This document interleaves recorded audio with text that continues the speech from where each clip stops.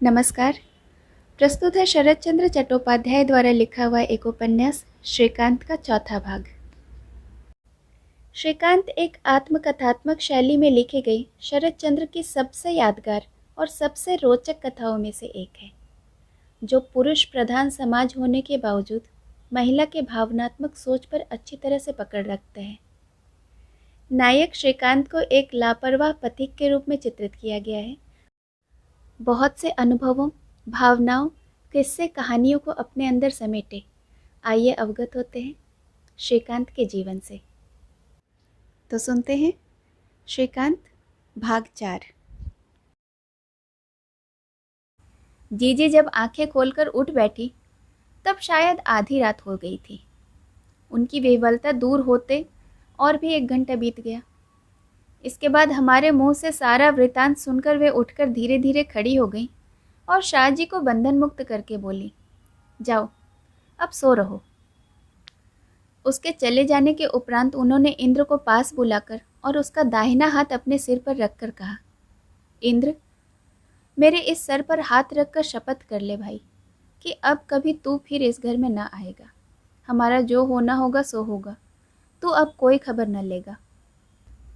इंद्र पहले तो अवाक हो रहा, परंतु दूसरे ही क्षण आग की तरह जल उठा और बोला, ठीक ही तो है, मेरा खून किए डालता था सो कुछ नहीं, और मैंने जो थोड़ी देर के लिए उसे बांध दिया सो इस पर तुम्हारा इतना गुस्सा। ऐसा ना हो तो फिर कलयुग ही या क्यों कहलावे, परंतु तुम दोनों कितने नमक हराम हो। आर्य श्रीकांत चले, बस हो चुका। जीजी चुप हो रही। उन्होंने इस अभियोग का जरा भी प्रतिवाद नहीं किया। क्यों नहीं किया? सो पीछे मैंने चाहे जितना क्यों न समझाओ, परंतु उस समय तो मैं बिल्कुल भी न समझ सका। तथापि मैं अलक्ष्य रूप से चुपचाप वे 5 रुपए वही खंबे के पास रखकर इंद्र के पीछे पीछे चल दिया। आंगन के बाहर आकर इंद्र चिल्लाकर बोला, हिंदू लड़की होकर जो एक मुसलमान के साथ भाग आती है, उसका धर्म कर्म है क्या? चूल्हे में चली जाए, अब मैं न करूँगा खोज और न ही लूँगा खबर। हरामजादा नीच कहीं का। यह कहकर वह तेजी से उस वन पथ को लांघकर चल दिया। हम दोनों आकर नाव में बैठ गए। इंद्र चुपचाप नाव खेने लगा और बीच बीच में हाथ उठा उठाकर आंखें पोंछने लगा। यह साफ साफ समझ कर कि वह रो रहा है, मैंने और भी कोई प्रश्न नहीं किया।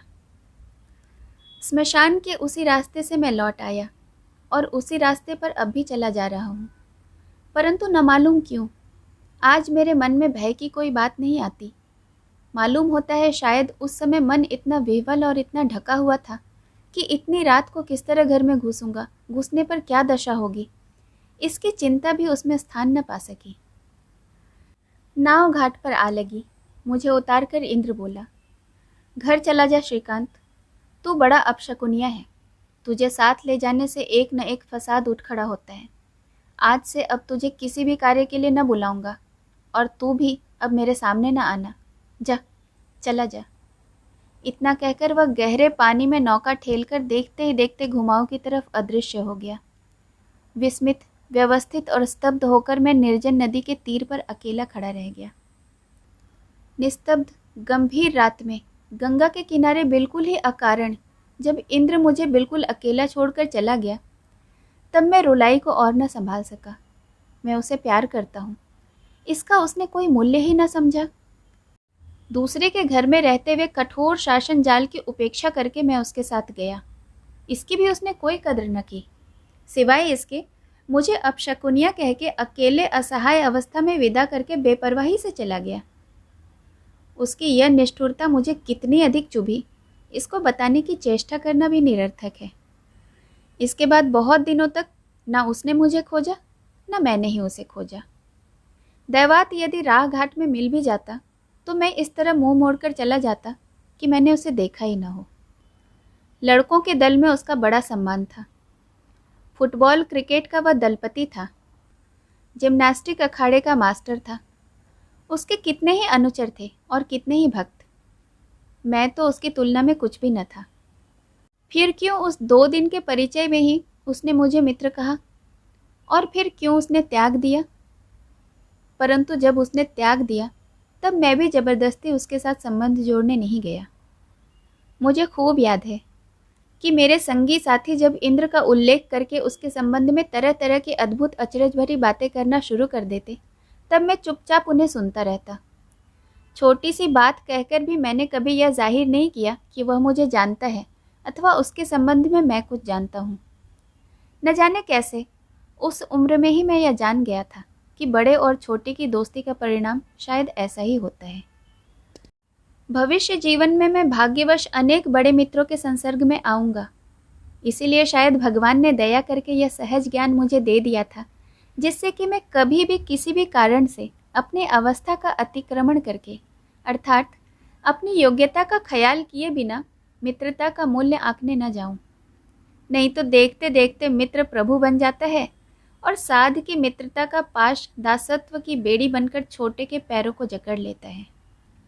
यह दिव्य ज्ञान इतने सहज में और इस तरह सत्य रूप में मुझे प्राप्त हो गया था कि इसमें मैं हमेशा के लिए अपमान और लांछनाओं से छुटकारा पा गया। 3-4 महीने कट गए। दोनों ने ही दोनों को त्याग दिया, भले ही इसकी वेदना किसी पक्ष के लिए कितनी ही निदारूण क्यों न हो। किसी ने किसी की भी खोज खबर नहीं ली। दत्त परिवार के घर में काली पूजा के उपलक्ष्य में उस मोहल्ले का शौकिया नाटक स्टेज तैयार हो रहा था।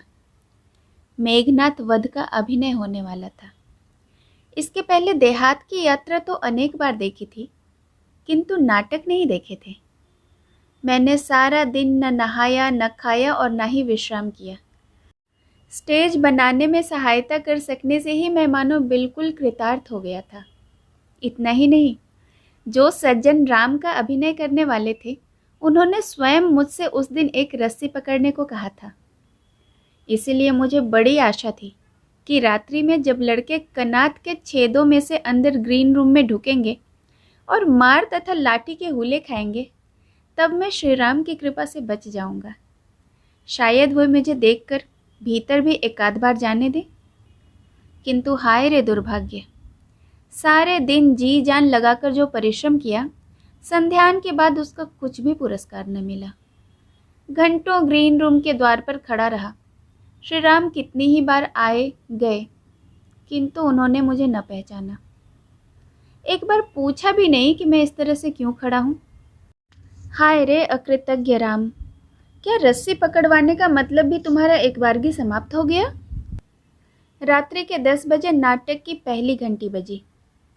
नितांत खिन्न चित्त से सारे व्यापार के प्रति श्रद्धाहीन होकर पर्दे के सामने ही एक जगह पर मैंने दखल जमाया और वहीं बैठ गया। किंतु थोड़ी ही देर के बाद सारा रूठना भूल गया। कैसा सुंदर नाटक था। जीवन में मैंने बहुत से नाटक देखे हैं, किंतु वैसा नाटक कभी न देखा। मेघनाथ स्वयं एक अद्भुत तमाशा था। उसकी 6 हाथ ऊंची देह और 4-4.5 हाथ पेट का घेरा था। सभी कहते थे यदि यह मर गया तो बैलगाड़ी पर ले जाने के सिवाय और कोई उपाय नहीं। बहुत दिनों की बात हो गई, मुझे सारी घटना का स्मरण नहीं, किंतु इतना स्मरण है कि उसने उस दिन जो विक्रम दिखाया, वह हमारे देश के हरान पलसाई भीम के अभिनय में सागौन की डाल कंधे पर रखकर दांत किड़मिड़ाकर भी नहीं दिखा सकते।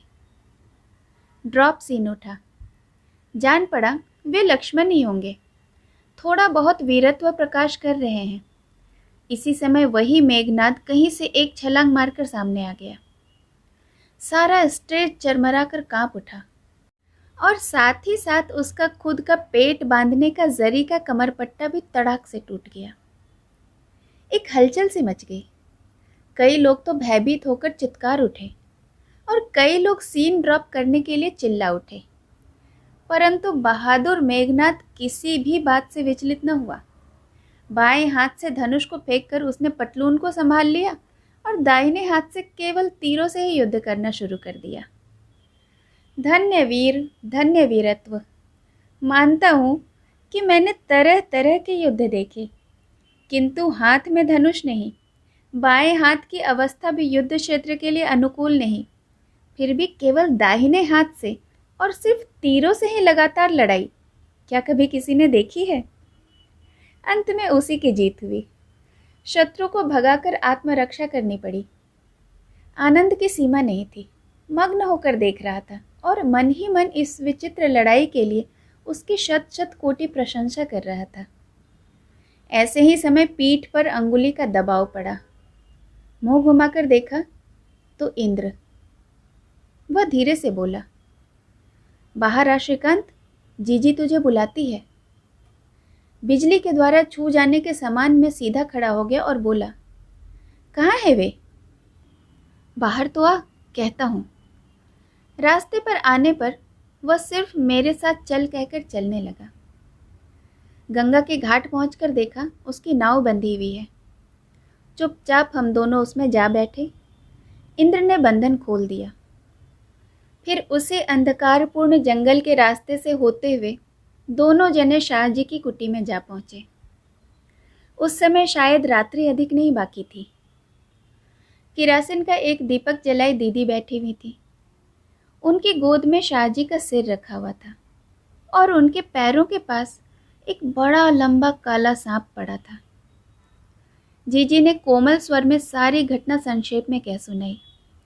आज दोपहर को किसी के घर से सांप पकड़ने का बुलावा आया था। वहाँ इस सांप को पकड़ने में जो इनाम मिला उससे उसने ताड़ी पी ली और चढ़े नशे में संध्या के कुछ पहले घर लौट आया। फिर जीजी के बार बार मना करने पर भी वह उस सांप को खिलाने के लिए उद्यत हुआ और देर तक खिलाता भी रहा।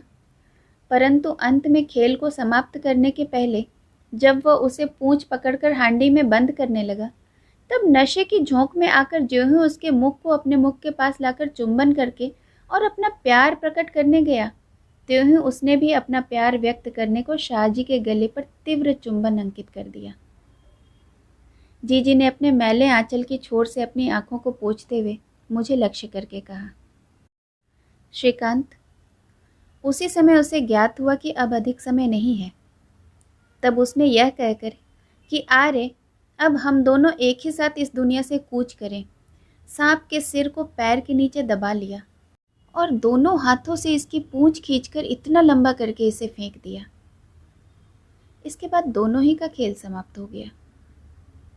इतना कहकर उन्होंने हाथ से अत्यंत वेदना के साथ शाहजी के मुख के ऊपर का कपड़ा दूर कर दिया और बहुत सावधानी से उसके नीले होठों को अपने हाथों से स्पर्श करके कहा, जाने दो, अच्छा ही हुआ इंद्रनाथ, भगवान को मैं तनिक भी दोष नहीं देती।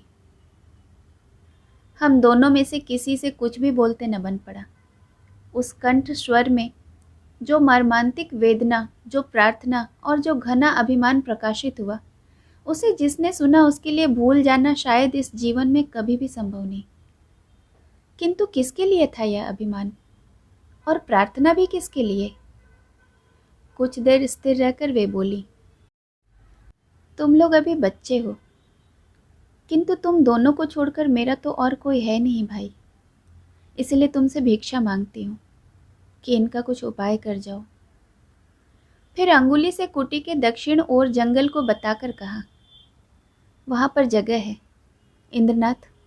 बहुत दिनों से मेरी इच्छा थी कि यदि मैं मर जाऊं तो उसी जगह पर सोऊं। सुबह होते ही उसी जगह पर ले जाकर इन्हें सुला देना। इस जीवन में तो इन्होंने अनेक कष्ट भोगे हैं, शायद वहाँ कुछ शांति पाएंगे। इंद्र ने पूछा, शाहजी क्या दफनाए जाएंगे? जीजी बोली, मुसलमान जो हैं तो कब्र में ही दफनाना होगा भाई। इंद्र ने पूछा, जीजी क्या तुम भी मुसलमान हो? जीजी बोली, हाँ, मुसलमान नहीं तो और क्या हूँ। उत्तर सुनकर इंद्र में मानो कुछ संकुचित और कुंठित हो उठा। उसके चेहरे के भाव से अच्छी तरह देख पड़ता था कि इस जवाब की उसने आशा न की थी। जीजी को दरअसल वह चाहता था, इसलिए मन ही मन एक गुप्त आशा पोषण कर रहा था कि उसकी जीजी उसी के समाज की एक स्त्री है। परंतु मुझे उनके कहने पर विश्वास न हुआ। खुद उनके मुंह से स्वीकारोक्ति सुनकर भी मेरे मन में यह बात बैठ न सकी कि वे हिंदू कन्या नहीं है। बाकी रात भी कट गई। इंद्र निर्दिष्ट स्थान में जाकर कब्र खोदाया और हम तीनों जनों ने ले जाकर शाहजी की मृतदेह को समाहित कर दिया। गंगा जी के ठीक ऊपर कंकड़ों का एक कगारा टूटकर मानो किसी की ठीक अंतिम शैया के लिए ही अपने आप जगह बन गई थी। 20-25 हाथ नीचे ही जाद्रवी मैया की धारा थी और ऊपर सिर से वन्य लताओं का आच्छादन।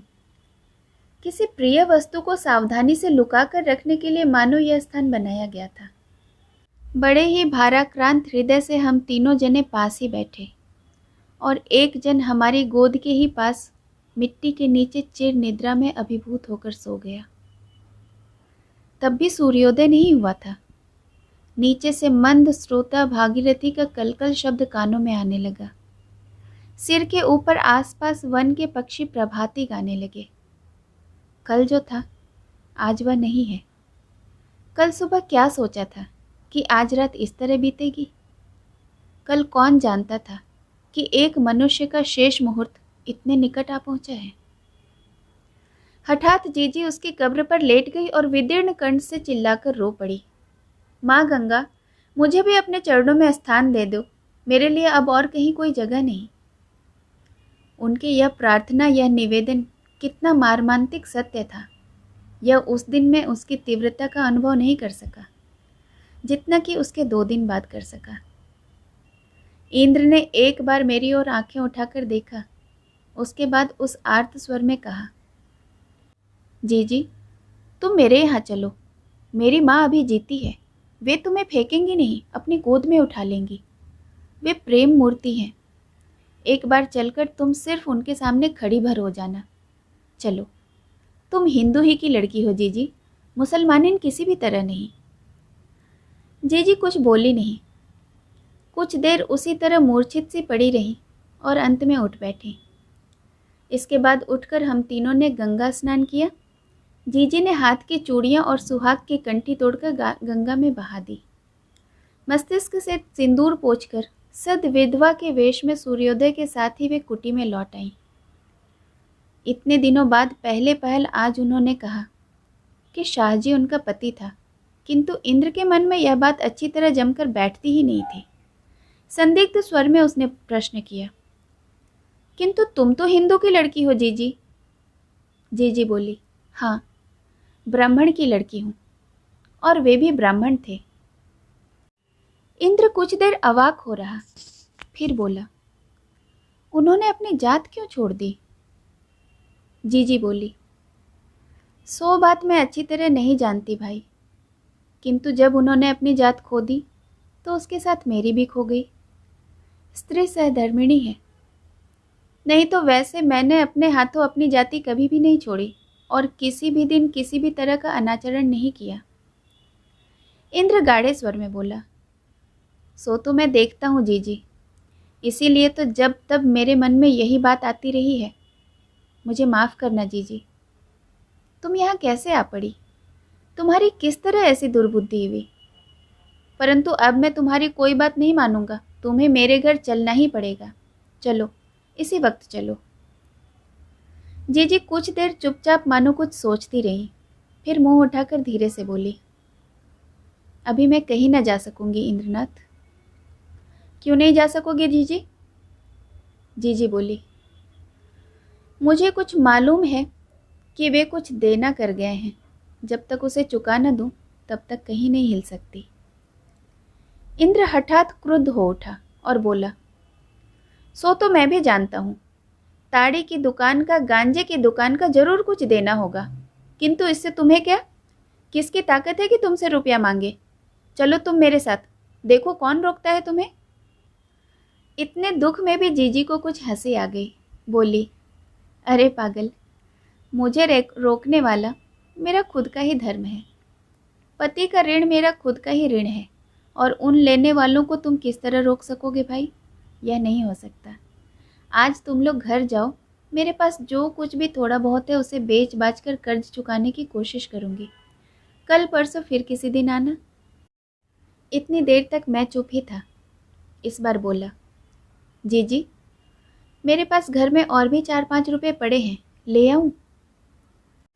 बात पूरी भी न होने पाई थी कि वे उठकर खड़ी हो गई और छोटे बच्चे की तरह मुझे अपनी छाती से लगाकर, मेरे मस्तक पर अपने होठ छुआकर, मेरे मुंह की ओर प्रेम से देखती हुई बोली, नहीं भैया, और लाने की ज़रूरत नहीं।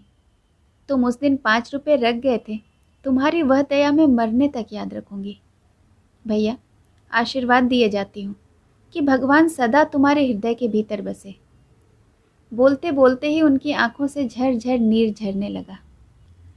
करीब 8-9 बजे हम घर जाने को तैयार हुए। उस दिन वे साथ साथ रास्ते तक पहुंचाने आई। जाते समय इंद्र का एक हाथ पकड़कर बोली, इंद्रनाथ, श्रीकांत को तो आशीर्वाद दे दिया, किंतु तुम्हें आशीर्वाद देने का साहस मुझ में नहीं है। तुम मनुष्य के आशीर्वाद से परे हो, इसलिए मैंने आज मन ही मन तुम्हें भगवान के श्री चरणों में सौंप दिया है, वे तुम्हें अपना लें। इंद्र को उन्होंने पहचान लिया था। रोकते हुए भी इंद्र ने उनके पैरों की धूलि को सिर से लेकर प्रणाम किया और रोते रोते कहा, जीजी, इस जंगल में तुम्हें अकेली छोड़कर जाने को मेरा किसी भी तरह साहस नहीं होता। मन में न जाने क्यों ऐसा लगता है कि मैं तुम्हें देख न पाऊंगा। जीजी ने उनका कुछ जवाब न दिया। सहसा मुंह फेरकर आंखें पोंछती हुई वे उसी वन पथ से अपनी शोक से ढकी हुई उस शून्य कुटी में लौट गई। जहां तक दिखाई देती रही वहां तक मैं उनकी ओर देखता रहा, किंतु उन्होंने एक बार भी लौटकर नहीं देखा। उसी तरह मस्तक नीचा किए एक ही भाव से चलती हुई वे दृष्टि से ओझिल हो गई। और तब उन्होंने लौटकर क्यों न देखा, इसे मन ही मन हम दोनों जनों ने अनुभव किया। 3 दिन बाद स्कूल की छुट्टी होते ही बाहर आकर देखा कि इंद्रनाथ फाटक के बाहर खड़ा है। उसका मुंह अत्यंत शुष्क हो रहा था, पैरों में जूते नहीं थे और घुटनों तक धूल भरे हुए थे। उस अत्यंत दीन चेहरे को देखकर मैं भयभीत हो गया। वह बड़े आदमी का लड़का था और साधारणतया बाहर से कुछ शौकीन भी था। ऐसी अवस्था में मैंने उसको कभी न देखा था और मैं समझता हूँ कि किसी ने भी उसे ऐसी अवस्था में न देखा होगा। इशारा करके मुझे मैदान की ओर ले जाकर उसने कहा, जीजी नहीं है, कहीं चली गई। मेरे मुंह की ओर उसने आंख भी उठाकर नहीं देखा। बोला, कल से कितनी ही जगह जाकर खोज आया हूं, परंतु कहीं नहीं दिखाई देती। तेरे लिए एक चिट्ठी लिख कर गई हैं, यह ले। इतना कहकर वह एक ओर मुड़ा और पीला कागज मेरे हाथ में थमाकर जल्दी जल्दी पैर बढ़ाता हुआ दूसरी ओर चल दिया। जान पड़ा कि उसका हृदय इतना पीड़ित, इतना शोकातुर था कि वह किसी के साथ आलोचना करना उसके लिए असाध्य था।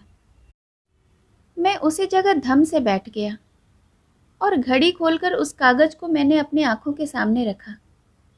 उसमें जो कुछ लिखा था, इतने समय बाद यद्यपि वह सब याद तो नहीं रहा, फिर भी बहुत सी बातें याद है। लिखा था, श्रीकांत, जाते समय मैं तुम लोगों को आशीर्वाद दिए जाती हूँ। केवल आज ही नहीं, जितने दिन जीऊंगी तुम्हें आशीर्वाद देती रहूंगी, किंतु मेरे लिए तुम दुख मत करना। इंद्रनाथ मुझे ढूंढता फिरेगा, यह मैं जानती हूँ, किंतु तुम उसे समझाकर रोकना। मेरी सब बातें तुम आज नहीं समझ सकोगे, किंतु बड़े होने पर एक दिन अवश्य समझोगे। इस आशा से यह पत्र लिखे जा रही हूँ।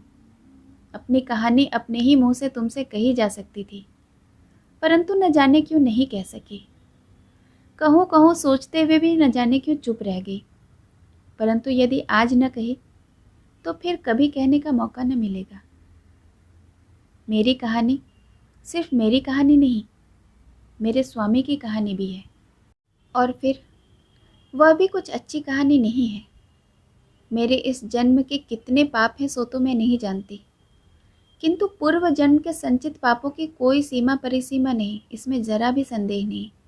इसलिए जब जब मैंने कहना चाहा, तब तब मेरे मन में यही आया कि स्त्री होकर अपने मुंह से पति की निंदा करके उस पाप के बोझ को और भी भाराक्रांत नहीं करूंगी।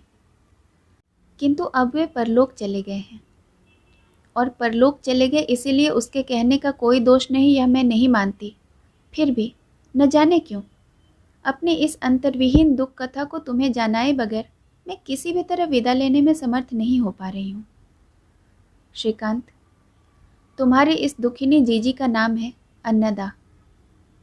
पति का नाम क्यों छुपा रही हूँ, इसका कारण इस लेख को शेष पर्यंत पढ़ने के बाद मालूम होगा। मेरे पिता बड़े आदमी हैं, उनका कोई लड़का नहीं है, हम सिर्फ 2 बहनें थीं। इसलिए मेरे पिता ने मेरे पति को एक दरिद्र के घर से लाकर अपने पास रखकर पढ़ा लिखा कर आदमी बनाना चाहा। वे उन्हें पढ़ा लिखा तो अवश्य सके, किंतु आदमी न बना सके।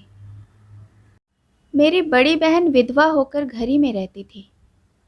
उसकी हत्या करके वे एक दिन लापता हो गए। यह दुष्ट कर्म उन्होंने क्यों किया, इस हेतु तुम्हें भी बच्चे हो, इसलिए न समझोगे। फिर भी किसी दिन तो जान लोगे। पर कहो तो श्रीकांत, यह दुख कितना बड़ा है, यह लज्जा कितना मार्मांतिक है। फिर भी तुम्हारी जीजी ने सब कुछ सह लिया, किंतु पति बनकर जिस अपमान की अग्नि को उन्होंने अपनी स्त्री के हृदय में जला दिया था, उस ज्वाला को तुम्हारी जीजी आज तक न बुझा सकी। पर जाने दो उस बात को। उक्त घटना के 7 वर्ष बाद मैंने उन्हें फिर देखा। जिस वेश में तुमने उन्हें देखा था, उसी वेश में वे हमारे घर के सामने सांप का खेल दिखा रहे थे। उन्हें और तो कोई नहीं पहचान सका, किंतु मैंने पहचान लिया। मेरी आंखों को वे धोखा नहीं दे सके। सुना है कि यह दुस्साहस भी उन्होंने मेरे लिए ही किया था, परंतु यह झूठ है। फिर भी एक दिन गहरी रात में खिड़की का द्वार खोलकर मैंने पति के लिए ही गृह त्याग कर दिया। किंतु सबने यही सुना, यही जाना कि अन्नदा कुल को कलंक लगाकर घर से निकल गई। यह कलंक का बोझ मुझे हमेशा ही अपने ऊपर लादे फिरना होगा। कोई उपाय नहीं है, क्योंकि पति के जीवित रहते तो अपने आप को प्रकट नहीं कर सकी। पिता को पहचानती थी। वे किसी भी तरह कभी भी अपनी संतान की हत्या करने वालों को क्षमा नहीं कर सकते। किंतु आज यद्यपि वह भय नहीं है, आज जाकर यह सब हाल उनसे कह सकती हूँ, किंतु इतने दिनों बाद कौन विश्वास करेगा। इसीलिए पितृगृह में भी अब मेरे लिए कोई स्थान नहीं। और फिर अब मैं मुसलमानिन हूँ। यहाँ पर जो पति का कर्ज था वह सब चुक गया। मैंने अपने पास 2 सोने की बालियाँ छिपा कर रखी थी, उन्हें आज बेच दिया। तुम जो 5 रुपये रख कर गए थे, उन्हें मैंने खर्च नहीं किया। बड़े रास्ते के मोड़ पर जो मोदी की दुकान है, उसके मालिक के पास उन्हें रख दिया है। मांगते ही वे तुम्हें मिल जाएंगे। मन दुखी मत करना भैया। ये रुपये तो अवश्य मैंने लौटा दिए, किंतु तुम्हारे उस कच्चे कोमल छोटे से हृदय को मैं अपने हृदय में रखे लिए जाती हूँ। और तुम्हारी जीजी का यह एक आदेश है कि तुम लोग मेरी याद करके अपना मन खराब न करना। समझ लेना कि तुम्हारी जीजी जहाँ भी रहेगी अच्छे से ही रहेगी, क्योंकि दुख सहन करते करते उसकी यह दशा हो गई है कि उसके शरीर पर अब किसी भी दुख का असर नहीं होता। किसी तरह से भी उसे व्यथा नहीं पहुंच सकती। मेरे दोनों भाइयों, तुम्हें मैं क्या कहकर आशीर्वाद दूं, सो मैं ढूंढ कर भी नहीं पा सकती हूँ। इसीलिए केवल यही कहे जाती हूँ कि भगवान यदि पतिव्रता स्त्री की बात रखते हैं तो तुम लोगों की मैत्री चिरकाल के लिए अक्षय करें। तुम्हारी जीजी अन्नदा। आज मैं अकेला ही मोदी के यहाँ जाकर खड़ा हो गया। परिचय पाकर मोदी ने एक छोटा सा पुराना चीथड़ा बाहर निकाला और गांठ खोलकर उसमें से 2 सोने की बालियां और 5 रुपये निकाले। उन्हें मेरे हाथों में देकर वह बोला, बहू जी, ये 2 बालियां मुझे 31 रुपये में बेचकर शाहजी का समस्त ऋण चुकाकर चली गई हैं, किंतु कहाँ चली गई हैं सो नहीं मालूम। इतना कहकर वह किसका कितना ऋण था इसका हिसाब बतलाकर बोला। जाते समय बहू के हाथ में कुल 5.5 आने पैसे थे, अर्थात 22 पैसे लेकर उस निरुपाय निराश्रय स्त्री ने संसार के दुर्गम पथ पर अकेले ही यात्रा कर दी है।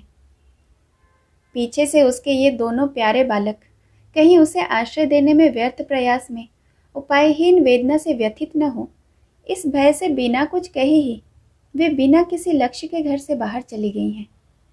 कहाँ, सो भी किसी को उन्होंने नहीं जानने दिया।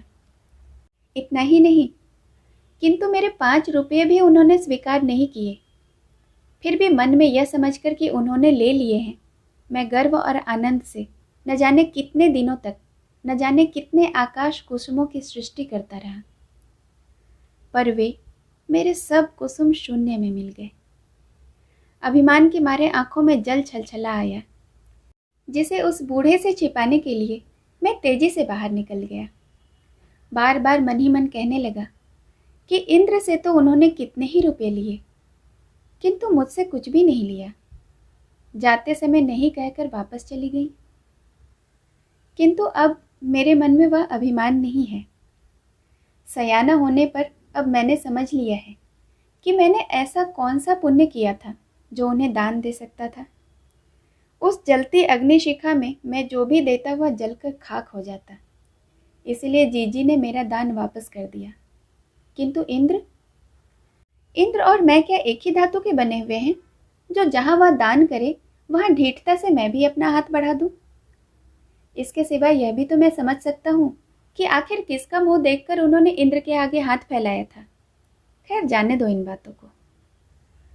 इसके बाद अनेकों जगहों पर मैं घूमा फिरा हूं, किंतु इन जली आंखों से मैं कभी उन्हें फिर न देख पाया। मुझे वे फिर नहीं दिखाई दी, किंतु हृदय में वह हंसता हुआ मुख हमेशा वैसा ही दिख पड़ता है।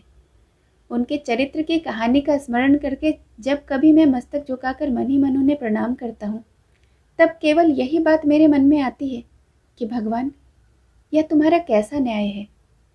हमारे इस सती सावित्री के देश में तुमने पति के कारण सहधर्मिणी को अपरिसीम दुख देकर सती के महात्मा को उज्जवल से उज्ज्वलतर करके संसार को दिखाया। यह मैं जानता हूँ।